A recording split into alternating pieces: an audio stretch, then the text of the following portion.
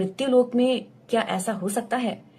अगर आप आध्यात्मिक पथ पर चल रहे हैं तो बेशक कभी न कभी तो आपकी बुद्धि भ्रमित हो ही जाएगी, जब राजा परीक्षित की हो गई तो। और जब बुद्धि भ्रमित हो जाती है तो हम ना जाने किस प्रकार की गलतियां कर जाते हैं, और जैसे ही अपनी चेतन अवस्था में वापस लौटते हैं तो हम चले जाते हैं ग्लानि में, गिल्ट में, कि यार ये कैसे हो गया हमसे, हमने ये कैसे कर दिया, हमने किसी व्यक्ति को ऐसे शब्द कैसे बोल दिए, हमसे ये गलती कैसे हो गई। होता है ना ऐसा, कई बार हम कुछ व्यक्तियों को भी ऐसे शब्द बोल जाते हैं जो उनके लिए भी भरोसा करना मुश्किल होता है कि हमने उनसे ऐसा कैसे बोल दिया, और खुद से तो हमें उम्मीद ही नहीं होती।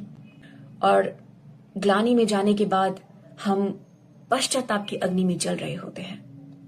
पश्चाताप हमें हो तो रहा होता है, लेकिन ग्लानि से क्या निकल पाते हैं? इतना आसान नहीं है मृत्यु लोक में ग्लानि से बाहर निकलना। तो अब ऐसे में क्या करना है? ऐसे में हमने जैसे कुछ ऐसे शब्द बोल दिए जो अनएक्सपेक्टेड था उस व्यक्ति के लिए और हमारे खुद के लिए, तो हमें उसकी सोल से माफी मांगनी है।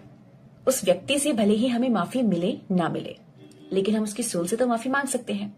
तो यहां मैं शेयर करने जा रही हूं प्राणा वायलेट हीलिंग प्रेयर्स, जिसको पढ़ने से आप उन तमाम व्यक्तियों की सोल से माफी मांग सकते हैं जिनको आपने कभी ना कभी शब्दों से ठेस पहुंचाया, और अपनी सोल से भी आपको माफी मांगनी है। मैं वो प्रेयर भी यहाँ पे शेयर करूंगी, क्योंकि कहीं ना कहीं गलती करके आप अपनी नजरों में भी गिर चुके होते हैं।